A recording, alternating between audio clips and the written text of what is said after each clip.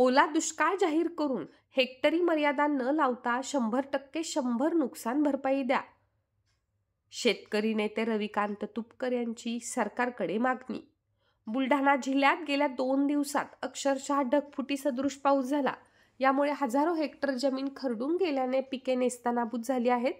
अनेक घरांमध्ये पुराचे पाणी शिरल्याने जीवनावश्यक वस्तू आणि धान्याचे मोठ्या प्रमाणात नुकसान झाले आहे. घरांची पडझड झाली आहे. शासनाने केवळ पंचनाम्याचा फोर्स करू नये, त्याचबरोबर झालेल्या नुकसानीला हेक्टरी मर्यादा न लावता शेतकऱ्यांना 100% नुकसान भरपाई देण्यात यावी आणि ओला दुष्काळ जाहीर करावा अशी मागणी शेतकरी नेते रविकांत तुपकर यांनी सरकारकडे केली आहे.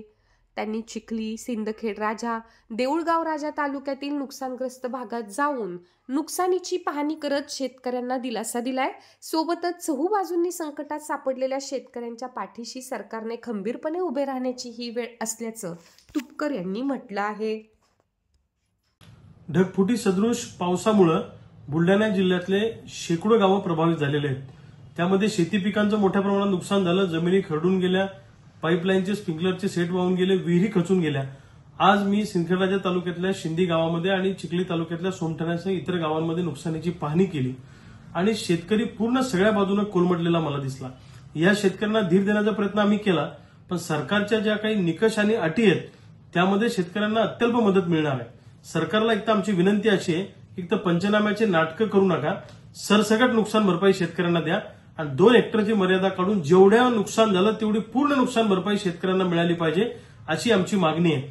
25 एकरावाल्याचं नुकसान झालंय आणि त्याला तुम्ही 2 हेक्टरची मर्यादा लावता तर त्या शेतकऱ्याला काहीच मिळणार नाही. त्यामुळे 100% नुकसान भरपाई विना अट विना शर्त दिली पाहिजे अशी आमची मागणी आहे. आणि सरकारनं जर काही मान्य केलं नाही तर या सगळ्या नुकसानग्रस्त शेतकऱ्यांना घेऊन प्रचंड मोठं आंदोलन येणाऱ्या काळामध्ये उभं होईल.